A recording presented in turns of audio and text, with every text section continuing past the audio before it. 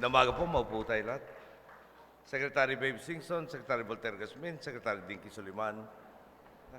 Hindi ba si Mel? Ay ba? Mel, Secretary Mel Sarmiento, Secretary John Abaya, Secretary Lou Antonino, Undersecretary Zenaida Monsada, siyempre kaibigan na po natin dating gobernador, si Manong Sadikul Sahali, Governor Norbert Sahali, Vice Governor Michael Ahadja, Congresswoman Ruby Sahali, Mayor Jasper Ke, other local government officials present, fellow workers in government. Ito po, pinag-aralan ko mga kalahating araw na. Kaya kung tama ho, magaling yung instructor ko. Pag mali ho, ako lang may kasalanan. Saga kalasahan ko raayat tawi-tawi. Assalamualaikum. Kanina ho sinabi, mapagmahal raw ako. Isa na lang, kulang ho yung pagpakilala eh. Wala hong nagmamahal naman, kaya kayo na lang bahala sa akin. Napagalaman po natin, ang tawi-tawi ay nagmula sa salitang Malay na jaw o jawi-jawi. Ang ibig sabihin pa nito ay far, far away. Parang sa fairy tale na binabasa ng nanay ko noong araw, di ba? In a land far, far away. Sa isang banda, totoo naman po, isa ito sa pinakamalayong lalawigan sa ating mga kapuluan. Gayunpaman, hindi ibig sabihin nito na magiging malayo na rin ang ating mga boss dito sa serbisyo ng inyong pong gobyerno. Naniniwala po tayo, nasa ang bahagi man ng Pilipinas, sa Luzon, Visayas o Mindanao, sa lungsod man o sa mga liblib na lugar, kung ano ang pangangailangan ng ating mga boss, iyon ang ating dapat tugunan.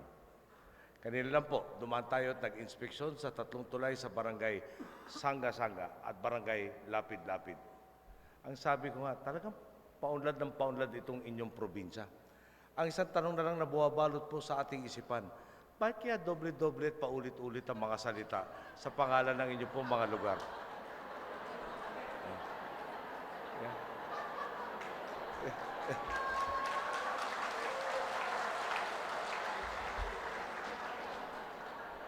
Di ba? Sa tawi-tawi po, may sangga-sangga na, may lapid-lapid, at meron pang bato-bato.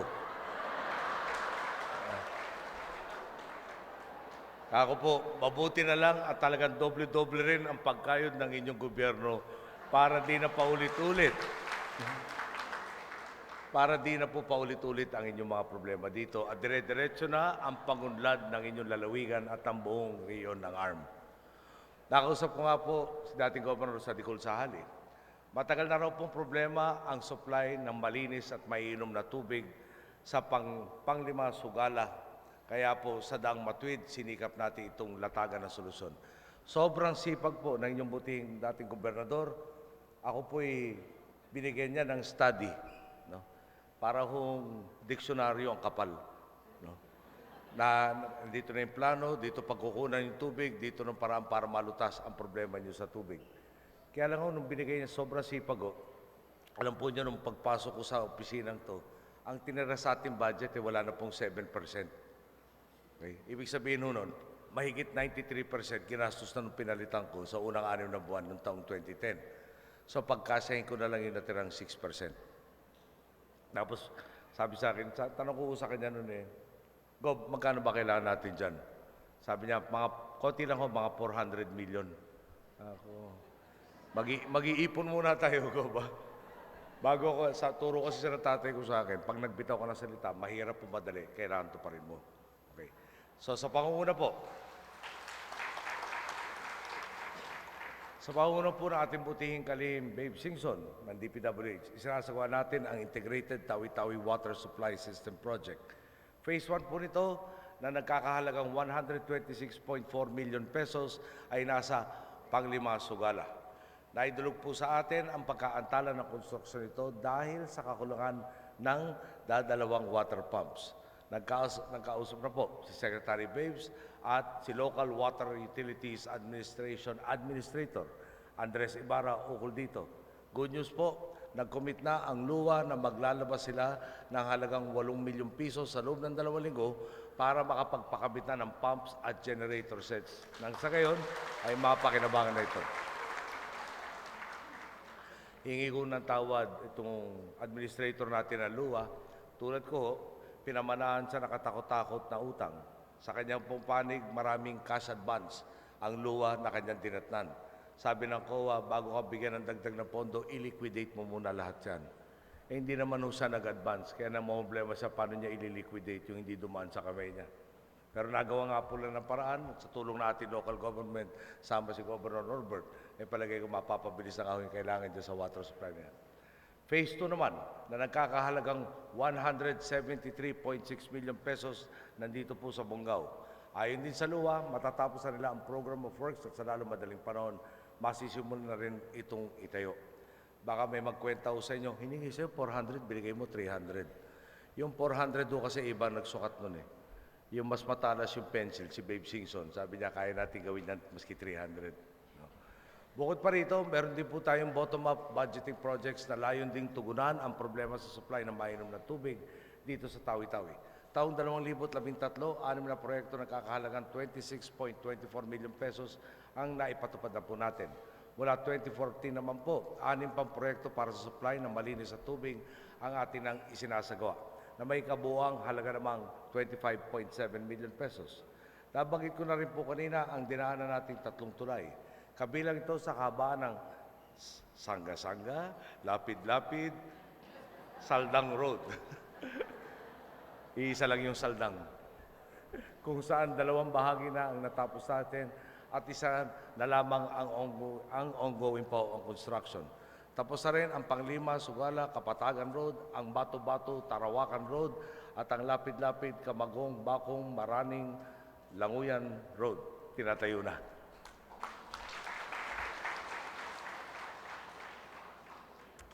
Bukod po sa mga kalsada at tulay, tinututukan din natin ang inyong paliparan. Layo nating paunlarin ang inyong Sangga-Sangga Airport upang mapadali ang transportasyon dito sa inyong lugar at mapalago ang inyong turismo. Alam po nyo, nung panahon ng aking na bilang Pangulo, nasama niya ako dito sa Tawi-Tawi. So yung tito, sabi ko, naalala ko yung bundok na yan ha. Ito nakikita mo mula sa Buanga, Tawi-Tawi pala. Pero itong airport na ito, hindi ko naalala ito. Tanda ko nung araw, damuhan eh. Baka talaga lumalabas na po yung edad ko. Pero masabi ko lang, kanina, no, Sekretary Abaya, mukhang maayos ang ginawa niyo dyan. Dahil sa NAIA, pag napunta kayo sa Maynila, nagmistulang maraming humps yung runway natin eh. Yeah. Dito, patag na patag yung runway nyo, flat na flat. Kaya papadala natin yung MIA administrator para mapakita ganito dapat ang runway. Bibili tayo ng dagdag na lupain para sa inyo pong airport expansion. Kasama na rin ang runway widening at extension. Ang suma total na halaga ng proyekto, 826 million pesos. Yung 248 million pesos po nito, nasa 2015 budget na natin. Ang natitirang 578 million pesos, inaayon na natin sa 2016 budget. Siyempre, kayo na po bahala makiusap sa mga may-ari ng lupa na dahil tsak ng bibilin, huwag naman sana taasan ang presyo. Tuloy-tuloy din ang pagpapaunlad natin sa inyong mga pantalan. Kabilang na rito ang Mapon Port, Bonggao Port, Sitangkay Port, ang pamosong Bato-Bato Port. Lahat po ito para mapayabong ang komerso sa inyong probinsya at rehiyon at mapalago ang kita ng ating mga kababayan. Idagdag na rin natin, sa pangunan ng Department of Energy, patuloy tayo naghahanap ng mga alternatibong pagmumulan ng enerhiya. Kaya nga po, nalulugod tayo pagkabit na ng solar panel system sa Bato-Bato National High School sa tulong ng pampubliko at pribadong sektor. Malaki na po talaga ang pagkakaiba ng noon sa ngayon. At hindi lamang po ito salita. Pag sinuma total ang inalaang pondong pang-infrastruktura ng DPWH at ARM noong 2006, or para sa ARM, noong 2006 hanggang 2010, para sa Tawi-Tawi, papatak lang ito sa 914 million pesos. Sa ating namang administrasyon, 5 taon din po, 2011 hanggang 2015, pumalo na ito sa 3.81 billion pesos. Lalo pang makikita ang laki ng pagbabago pag tinignan natin ang datos para sa buong rehiyon ng ARM. Sa parehong kategorya at panahon, nasa 8.7 billion pesos lang ang nailaang pondo ng nakaraang administrasyon para sa infrastruktura ng ARM. Sa atin, umabot na ito sa 37.67 billion pesos. Lampas 4 po na ulit. Yan po ang tinutukoy nating pagkakaiba at pagbabago. Tinasan po natin ang budget na hindi tayo nagtataas ng buwis. Ang sabi nga rin po sa atin ni Secretary Babes, umabot na raw tayo sa physical limitations ng pagpapagawa ng mga panibagong proyekto. Sa haba raw ng listahan ng ating mga ipinapatayo, nasasagad na ang mga kontratista, pati mga karpintero, tubero, electrician. Kinukulang natin iba pang mga specialized skills. Ang mga nabuksan ng mga kalsada, kailangan ding hintayin mag-compact bago lapatan ng semento. Pag napansin po nyo, lalo na yung mga approach sa mga tulay, medyo buhangin pa ho. Okay, bakit to? Alam naman nyo dati, swamplands. No?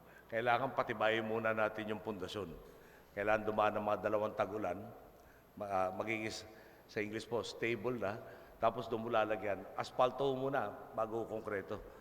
Dahil palagay natin, pag dumaan yung mga sasakyan, medyo magkakaroon pa rin na settling, mas madali ayusin yung aspalto kaysa yung konkreto. Pero pagkatapos po na talaga settled na, bago bukas yan, konkreto naman po. Ngayon sabihin nyo, kailan mangyayari yan? Hindi ko na ho siguro aabutan dahil kulang-kulang mga 9 na buwan na lang ho ko eh. Kaya bahala na ako kung bumulong doon sa papalit sa akin. Lalo na kung kaibigan ko, pero kung kritiko ko, wala akong silbing bulong natin doon. Kung hindi, masisira lang, kung papatungan natin, may chance ang masisira lang kaagad ang mga ito. Kaya nga po, imbis na madaliin, pinipili natin gawin ng tama para hindi na maipasa pa ang problema sa iba. Pagdating naman sa kapakanan ng ating mga boss sa Muslim Mindanao, tinitiyak din natin walang maiiwan. Pagpasok natin sa pwesto ng taong Hunyo, 2010, paalala ko lang po, katapusan ng Hunyo po noon, June 30. Mayroon pong 100,973 kabahayang benepisyaryo ng Pantawid Pamilya sa ARM. Mula po nitong Agosto, hindi lang po ito dumoble, times 4 po ang inangat ng bilang. 441,782 na ang ating kabahayang benepisyaryo. Sa kalusugan naman po, ayon sa datos ng Office of the Regional Governor, ang dinatan nating halos 1.08 million lang na benepisyaryo ng PhilHealth noong 2010, umakyat na sa higit 4.4 million ngayong taon. Kamakailan lang din po, nakausap ko sila Governor Lala Talino Mendoza at Governor Angel Amante Matbang. Totoo nga, sabi nila sa akin, ibang-iba na talaga ngayon ang ating mga lokalidad at ang kalakang bansa. Hindi na problema ang kawalan ng pondo ngayon. Talaga pong napakalaga ng papel ng mga lokal na pamahalaan sa kampanya nating Daang Matuwid. Maswerte nga po kayo rito sa Tawi-Tawi dahil sa pamumuno ni Governor Norbert Sahali. Ang sabi ko nga po, talagang meron siyang pinagmanahan. Kilala naman po natin si dating Governor Digul Sahali na laging handang tumulong po sa kapwa. Alam din natin pagdating sa pamamahala, lagi siyang nakapanig sa tama at sa kapakanan ng nakakarami. At sa harapan po nyo, at hindi porkit nasa Tawi-Tawi ako, sa totoo lang palagay ko si Governor Digul nung kapanahunan niya ang pinakamadaling kausap sa kabuuang ARM. Kung nabawasan po ang buho ko, wala ako sa kinalaman doon. Mga boss, gaya po ng sinabi ko sa huling SONA, etong lahat ng pagbabago nangyayari, simula pa lang ito. Sulyap pa lang ang mga tagumpay na ito sa lawak ng kayang gawin ng sambayanang Pilipino sa pagbagtas sa Daang Matuwid. Anong tanong po ngayon? Mayroon bang may gustong itigil ang pag-unlad at pag-usbong ng mga kalsada, tulay, gusali, paliparan, pantalan, at iba bang infrastruktura sa inyong rehiyon? Mayroon bang nagnanais na maghinto o mahinto ang Pantawid Pamilya Pilipino Program at pagkaitan ng edukasyon at kalusugan ang pinakamahirap nating kababayan? Mayroon bang kontra sa pagsulong ng Daang Matuwid at imaniobra ang bansa pabalik sa baluktot na sistema kung saan nag-ahari ang mga tiwali at napag-iiwanan ang mamamayan? Kanina nga ho, yung ating membro ng Council sa Tourism, di ba? Binanggit niya, ang domestic tourist raw nyo dito sa Tawi-Tawi noong araw, napakarami. 200 katao. 200 kada taon. Ibig sabihin wala man kayo isang turista kada araw. Ngayon 60,000 na yung narinig ko sa inyo. Tama ba? 60,000 na. At umpisa pa lang yan. Pag natapos yung BBL po, naging batas na, baka naman ang susunod yung problema, napakaraming turista dito.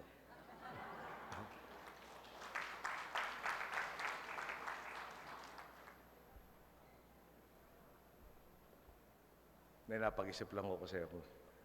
Pag nahanap ko na yung akin, baka maging turista niyo ako dito. Kung sa in the next 10 years ho yan, ha? Pag in the next 30 years, baka masyado malayo na ho ito pag naka-wheelchair na tayo. Malinaw ang direksyon tatahakin natin sa darating na taon. Ituloy, ipaglaban at palawakin pa ang Dang Matuwid. Ito po ang landas kung saan hindi isa ang nagkukumpas sa bansa. Lahat tayo kabahagi nito. Lahat tayo may kakayang makiambag sa pagsulong ng bawat isa at ng buong bansa. At dahil kayo ang boss, kayo ang gumawa ng pagbabago. At kayo rin ang magtutuloy ng lahat na ito. Sakto nga po at sama ang tawag sa inyong lokal na wika. Tunay pong sa pagsasama-sama lang natin maiaangat ang mga nangangailangan nating kababayan. Sa pagsasama-sama lang natin matutupad ang pangako at masasagad ang potensyal ng Mindanao. Sa pagsasama-sama lang natin mga Pilipino makakamit ang ating kolektibong mga pangarap. Kaya po mga boss, dito po i-practice ko na naman. Pakusog tabi para sugpatan sujo nilan mahap.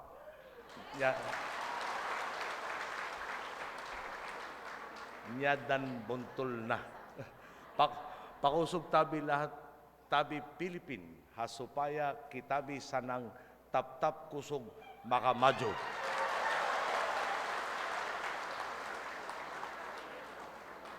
Nawala na po ang kaba ko. Sabi ko, pag nagkamali ako dito, baka yung pinupuri ko, lumabas murang dumating. Magalit pa kayo. Pero mukhang nagkaintindihan ho tayo. Ulit-ulitin ko lang po. Kanina nung medyo nag-iilang ako nung sinasabi sa akin, salamat. Bakit kayo magpapasalamat sa akin? Ako magpapasalamat sa inyo. Dahil talaga nabago natin ang lipunan dahil binigyan niyo ako ng pagkakataon. No?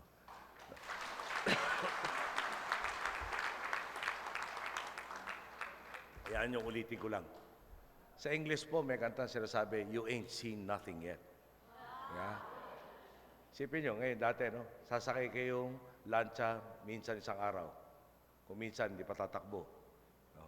Ngayon, no, may kalsada na kayo, may alternatibo, mas maayos yung pagdaloy ng inyong mga produkto sa mga sentro ng komersyo. So, turista nga ho kanina, 260,000 na ngayon, hindi pa na wala pang BBL. Yeah. Punto ho niyan, talagang, kumbaga, nag-uumpisa ang pagkakaroon natin ng mga oportunidad. No? Sa tinagal-tagal, yung pag-ikot ko sa buong bansa, ang daming beses ko narinig yung nagsasabing, nung araw po, panaginip lang namin magkaroon ng karsada. Nung araw po, yung ospital namin parang si Mona Lisa. Mona Lisa. Sinabi ko sa nanay ko yun. So, nasabi ko na nanay ko doon sa congressman nagsabi. Sabi na nanay ko siya, Mr. Congressman, how's your hospital? Sabi ng congressman, it's like Mona Lisa, ma'am. Sabi na nanay ko tuloy, I don't understand. Well, you just lie there and you die there. Yun pala ibig sabihin nun. Pagpunta nga ako sa Payaw, no, sabi ng isang tao, pag meron na may karamdaman, maglalakad sila sa kagubatan ng 2 araw para makaabot sa ospital. At hindi nung 100 years ago, hanggang kamakailan po. Ang dami na raw hong nailibing doon sa kagubatan dahil hindi na umabot sa ospital. Ultimo yung governor, sabi sa akin, dito uso sa amin, pagandahan ng ambulansya bago ka dumating. Pagandahan ng ambulansya. Siyempre, wala naman kami ospital pupuntahan dito. Kailangan tumakbo na Ilocos o tumakbo ng Cagayan. Kaya kung pangit yung ambulansya mo, talaga wala laban ng tao. Ngayon raw ho, yung mga karatig lugar na nagpapadala sa kanila ng pasyente. Hindi na sila ang pupuntahan sa karatig lugar. So, ulit-ulitin ko lang ho. No? Sinabi ko sa inyo nung umpisa, dapat pagbaba ko sa pwesto, malayo na narating natin. Malayo-layo na rin po ang narating natin sa buong Pilipinas. Pero ulit-ulitin ko lang ho. Umpisa pa lang ho ito. Kumbaga nasa unang baitan pa lang tayo. At nasa ating nga. Pumili ng tama, yung nangyayaring pagbabago sa ating lipunan, talagang baka magulat kayo sa tulin sa susunod na administrasyon pag tama pinili natin. At bago po ako magtapos, sa inyong mga naka-t-shirt to na may tatak pa liberal, salamat sa inyo. Baka napansin nyo yung akin, wala ho. Ito ho kasi labi pa noong 2010 na eleksyon eh. Kaya, sabagay pati yung party president ho natin, mawawala rin yata dyan. Kaya, pag-uwi ho namin, yan ang una namin gagawin.